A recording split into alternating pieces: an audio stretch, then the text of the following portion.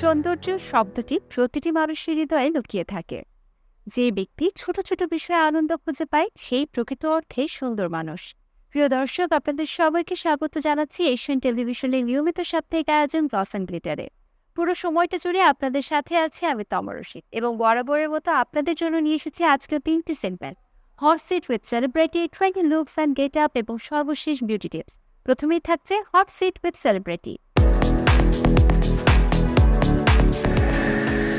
অভিনয়ের সাথে যুক্ত আছেন, বারবারই নিজেকে সুদক্ষ অভিনেত্রী হিসেবে প্রমাণ করে যাচ্ছেন। আজ আমাদের সাথে যুক্ত হয়েছেন বর্তমান সময়ের জনপ্রিয় অভিনেত্রী জাসমান নাথ। স্বাগত আপনাকে, কেমন আছেন? আলহামদুলিল্লাহ, খুব ভালো লাগছে। আপনি কেমন আছেন? খুব ভালো আছি, এবং আপনাকে দেখে খুব ভালো লাগছে। একজন অভিনেত্রী আসলে তারার মতো উজ্জ্বল ঝলমলে, সে ব্যাপারটা আপনার মধ্যে একদম লক্ষ্য করতে পারছি। ধন্যবাদ। আপনাকে অনেক ধন্যবাদ। একদম শুরুটা করতে চাই আপনার বর্তমান সময়ের ব্যস্ততা নিয়ে। কি নিয়ে এখন খুব ব্যস্ত সময় কাটছে আপনার? ওয়েল, অ্যাক্টিং নিয়ে খুব বেশি ব্যস্ত আছি। সিঙ্গেল নাটক করছি, তার পাশাপাশি ট্রাই করছি মুভিতে করার জন্য, ইনভলভ হওয়ার জন্য। তো একটু ওয়েট কমাতে হবে। তো খুব হাই ডায়েট করছি, দেখি সামনে কি হয়। আসলে একটা কথা আপনার আমার মনকে ছুঁয়ে গেছে, যে আপনি ওজন কমানোর জন্য বেশ শক্ত একটা ডায়েট প্রসেসের মধ্য দিয়ে যাচ্ছেন। একজন অভিনেত্রীকে আসলে বিভিন্ন ধরনের চরিত্রের সাথে কাজ করতে হয়। সেক্ষেত্রে প্রয়োজন অনুযায়ী কখনো বেশ মেদ জমাতে হয়, আবার কখনো মেদ ঝরাতে হয়। তো মেদ ঝরানোর জন্য এখন কত ধরনের প্রসেস আপনি মেনটেন করছেন, বা আসলে কি কঠোর ডায়েটটা করছেন সেটা জানতে চাই। ডায়েটিং জিনিসটাই হচ্ছে খুব কঠোর, কারণ হচ্ছে গিয়ে আমি যেমন ধরেন আমি খুব বেশি সুইটস পছন্দ করি।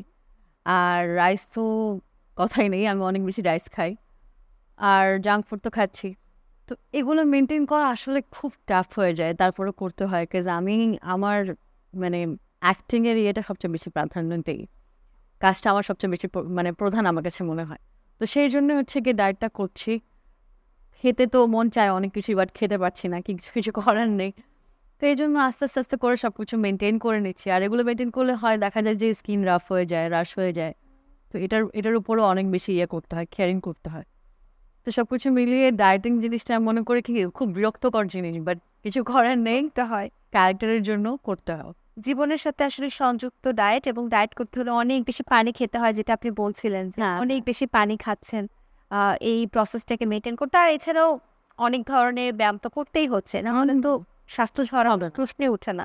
আপনার সাথে কথা হচ্ছিল যে ওপার বাংলায় কোনো কিছুর একটা ডাক পেতে যাচ্ছেন, বা এমন কিছু আসলে জানতে চাই একটু বিস্তারিত।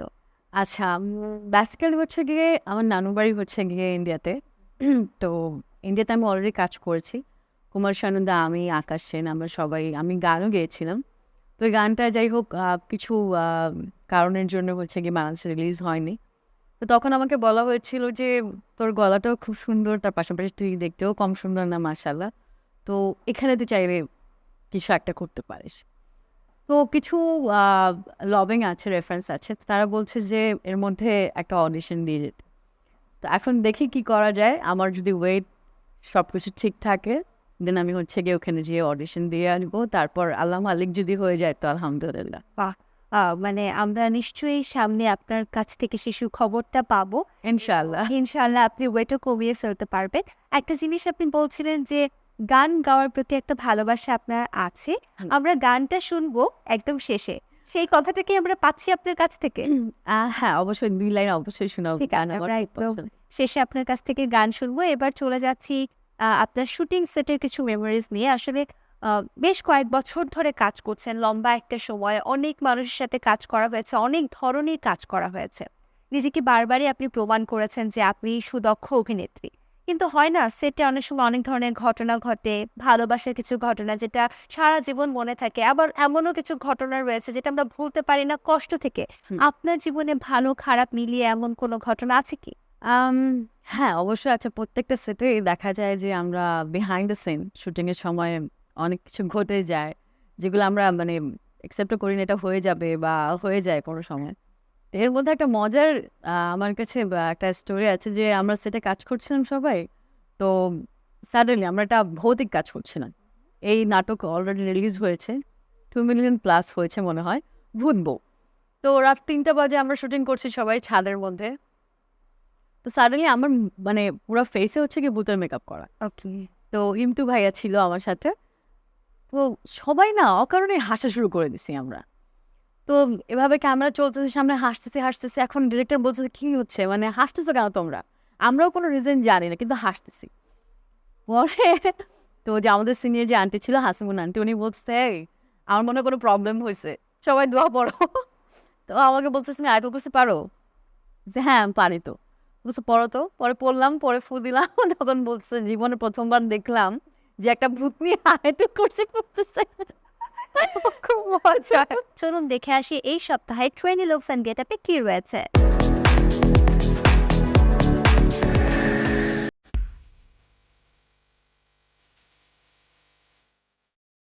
সবাইকে স্বাগত জানাচ্ছি ট্রেন্ডি লুক এবং গেটআপ সেগমেন্টে। আমি Tania Afrin, women's doll beauty lounge থেকে, ২ মিরপুর রোড, কলাবাগান থেকে। আজকে আমাদের সাথে মডেল হিসাবে আছে প্রীতি। প্রীতি পরেছে খুব সুন্দর একটা পার্টি ড্রেস। আর এই পার্টি ড্রেসটার সাথে কিভাবে সাজলে প্রীতিকে আরও অনেক সুন্দর এবং আকর্ষণীয় লাগবে চলুন দেখি। আমাদের সময় স্বল্পতার কারণে আমরা একটু প্রীতির বেস মেকআপটা আগেই করে রেখেছি, তবে আমরা কাজ করতে করতে আপনাদেরকে বলে দেব যে বেস মেকআপটা আমরা কিভাবে করেছি। অ্যাট ফার্স্ট আমরা যেটা করেছি, ওর পুরো ফেসে ক্লিন করে নিয়েছি, দেন আমরা ময়শ্চারাইজ করেছি, প্রাইমার অ্যাপ্লাই করেছি। এরপরে আমরা ওর কালার কারেক্টার দিয়ে চোখের ডার্ক সার্কেলগুলো কারেক্ট করেছি এবং পুরো ফেসে ফাউন্ডেশন এবং লুজ পাউডার এবং ফেস পাউডার অ্যাপ্লাই করে মোটামুটি ওর স্কিন টোন অনুযায়ী আমি এক শেড একটু বেশি একটা বেস মেকআপ অলরেডি কমপ্লিট করে রেখেছি। এরপর আমরা যেটা করব যে হালকা একটু সেটিং স্প্রে দিয়ে মেকআপটা এখন সেট করে ফেলবো।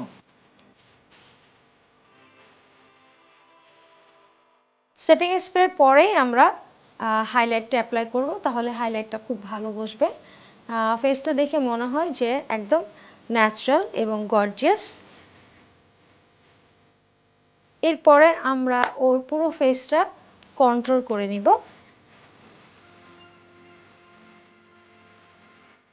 এরপর আমি চলে যাব ব্লাশনে।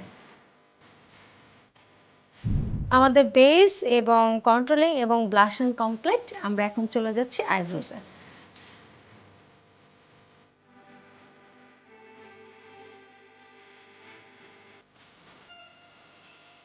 আইব্রোটা কমপ্লিট, এরপর আমরা চলে যাব ওর আই মেকআপে। প্রথমে হাইলাইটটা করে নিতে হবে।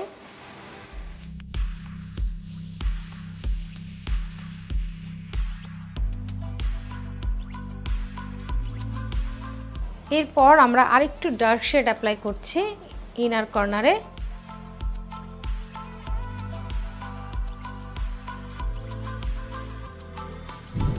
এরপর আমি ওর চোখে একটু কনসিলার দিয়ে কাট ক্রিজ করে নিচ্ছি চোখটা খুব সুন্দর করে।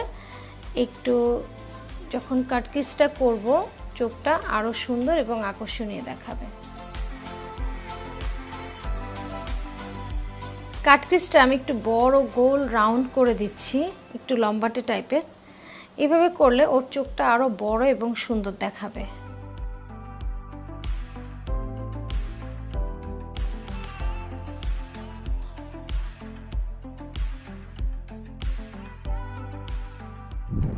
এরপর আমি ওর চোখে শ্যাডো গ্লিটার অ্যাপ্লাই করছি, আর ওর ড্রেসের সাথে ম্যাচ করে আমি একটু সিলভার টোনের শ্যাডো গ্লিটারটা অ্যাপ্লাই করছি।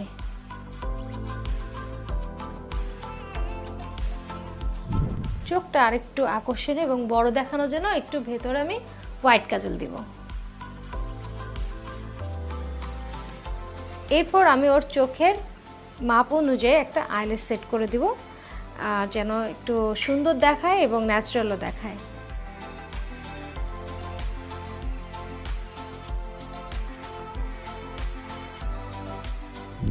এরপর আমি ওর ঠোঁটটা খুব সুন্দর করে ড্র করে নিচ্ছি।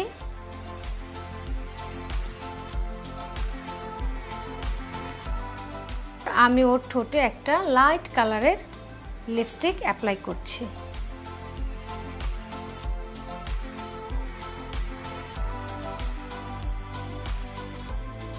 আমি ওর ঠোঁটে লাইট কালারের ম্যাট লিপস্টিক অ্যাপ্লাই করেছি। এটা আপনি ডে লাইটে খুব সুন্দর এই মেকআপটা ক্যারি করতে পারবেন। যদি আপনি মনে হয় যে রাতের পার্টির জন্য চাচ্ছেন, তাহলে একটু যদি গ্লস দিয়ে দেন, তাহলে খুব সুন্দর গ্লেজি এবং গর্জিয়াস লাগবে।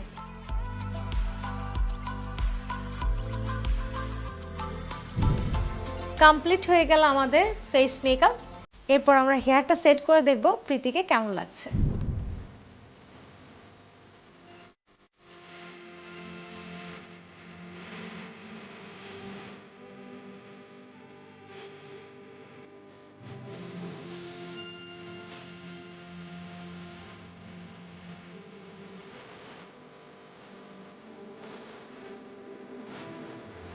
চলুন দেখে আসি এই সপ্তাহে বিউটি টিপসে কি রয়েছে।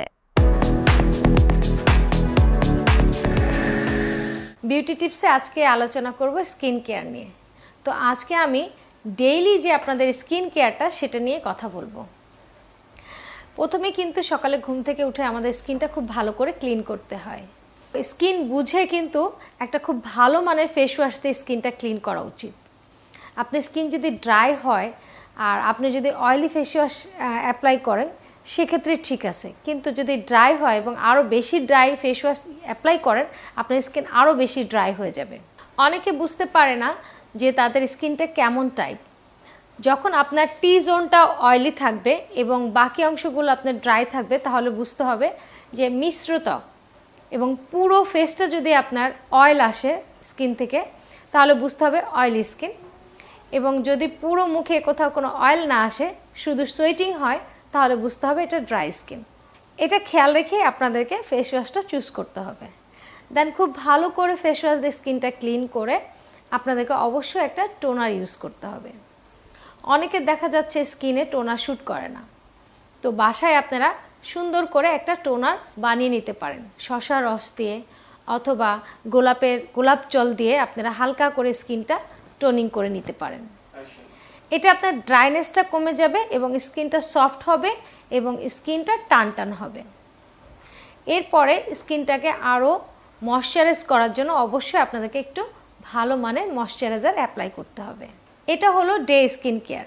এবং রাতের জন্য যেটা করতে হবে, রাতেও আপনাকে সেমভাবে বাসায় ফিরে খুব ভালো করে ফেস ওয়াশ দিয়ে স্কিনটা ক্লিন করে টোনিং করে দেন সেক্ষেত্রে আপনার একটা নাইট ক্রিম অ্যাপ্লাই করতে পারেন এবং অবশ্যই আপনি একটা আন্ডার আই ক্রিম ইউজ করতে পারেন এবং লিপে আপনারা লিপ জেল ইউজ করতে পারেন। এবং আমরা কিন্তু অনেক সময় দেখা যাচ্ছে যে নিজেদের ফেসকে অনেক সুন্দর করে যত্ন করি, কিন্তু হাত এবং পায়ের কিন্তু সেরকম যত্ন করা হয় না। ঘুমানোর সময় যদি হাতে পায়ে ময়শ্চারাইজারটা অ্যাপ্লাই করেন তাহলে দেখবেন হাত এবং পায়ের স্কিনটা ভীষণ সফট এবং সুন্দর দেখাবে। তো ভিউয়ার্স, এটাই ছিল আমাদের ডেইলি স্কিন কেয়ার টিপস। যদি আপনারা এই টিপসগুলো ফলো করেন তাহলে আপনারা অনেক উপকৃত হবেন। আমরা বিউটি টিপস দেখে আসলাম এবং আমি আশা করছি যে আপনারা বাসায় অবশ্যই এগুলোকে ট্রাই করবেন এবং আমাদেরকে জানাবেন কেমন লাগছে আপনার এই বিউটি টিপসগুলো। আমরা আজকে কথা বলছিলাম অভিনেত্রী জাস মান্নাতের সাথে, আবারও চলে যাচ্ছি তার সাথে আড্ডায়। সো একটু ভূতের গল্প বাদ দিয়ে আমরা এবার আপনার গল্পে আসতে চাই। আমি সত্যি অনেক ভয় পেয়ে গিয়েছি। জানতে চাই আপনার কাছ থেকে আপনার সম্পর্কে, আপনার রূপের রহস্য সম্পর্কে। সারাদিন শুটিং করেন, মুখে তো আসলে অনেক কিছু দিতে হয়। ভূতের মেকআপ যখন করেছিলেন তখনও অনেক ধরনের জিনিস দিতে হয়েছিল। তো সব কিছুর পর, ডায়েটের পর আসলে আমাদের স্কিন যেটা হয় যে অনেক বেশি র্যাশ হয়ে যায় বা ট্যান হয়ে যায়, আদার্স প্রবলেমগুলো হয়, কিভাবে যত্ন নেন? আমাদের যারা আমরা কাজ করি শুটিং সেটে তাদের আসলে স্কিনের প্রচুর যত্ন নিতে হয়, যেহেতু প্রথমে বললেন আপনি। তো যত্নের জন্য হচ্ছে কি আমরা তেমন একটা সময় পাই না, তারপর টাইম মেনটেন করতে হয়। তো আমি বেসিক্যালি যেটা করি, স্যালনে চলে যাই। তো স্যালনে গিয়ে হচ্ছে গিয়ে আমার একদিনের শিডিউল রাখি, অ্যাপয়েন্টমেন্ট দিয়ে ওখানে হচ্ছে গিয়ে সারাদিন ওখানে আমার স্কিনে যত রকম ট্রিটমেন্ট আছে, একবারে হেয়ার থেকে শুরু করে নেইলস পর্যন্ত সবগুলো ওখানে গিয়ে করে নেই, সলিউশনগুলো নিয়ে নিই। চলে যাচ্ছি আপনার ঘোরাঘুরির প্রসঙ্গে। অভিনয়ের পাশাপাশি নিশ্চয়ই ঘুরতে পছন্দ করেন। তো দেশে ঘুরতে পছন্দ করেন না বিদেশে? এবং দেশ বা বিদেশে এই জায়গায় ঘুরতে পছন্দ করেন না কেন? স্পেসিফিক্যালি কোন এরিয়া বা কোন জায়গা আপনাকে টানে? পাহাড়, পর্বত, সমুদ্র নাকি অন্য কিছু? আহ খুব ভালো কোয়েশ্চেন করেছেন। আমি আসলে খুব বেশি ঘুরতে পছন্দ করি। আমার একটা সময় ছিল যখন আমি একবারে ইন্টার স্টুডেন্ট, তখন দেখা যেত বাসায় রাগ করলে বা একটু মন খারাপ হলে আমি সমুদ্রের টানে চলে যেতাম। বাহ! এখন সেরকম সময় হয় না যে সমুদ্রকে দেখতে যাব। বাট তারপরও চেষ্টা করি যে না, মন খারাপ হয়েছে, আচ্ছা ঠিক আছে, একটু সমুদ্র দেখে আসি। আচ্ছা মন খারাপ হলো, আচ্ছা একটু পাহাড় দেখে আসি। তো পাহাড় আর সমুদ্র এই ২ টা জিনিস আমাকে খুব বেশি টানে, খুব বেশি টানে। আর দেশের মধ্যে পাহাড় সমুদ্র বুঝি আমরা, পাহাড় সমুদ্রটা একসাথে পাওয়া যায় কক্সবাজারে। আর সিলেটেও অনেক সুন্দর পাহাড়ের ইয়ে আছে, মেঘালয়, ওখানে যাওয়া হয়। আর যদি দেশের বাহিরে বলেন, আমার দুবাই খুব পছন্দ। বাহ! আপনার কি খাওয়া-দাওয়া নিয়ে আর জিজ্ঞেস করব না। আপনি অলরেডি বলেই ফেলেছেন যে মিষ্টি খুব পছন্দ। এবার একটু চলে যাচ্ছি পারফিউম নিয়ে।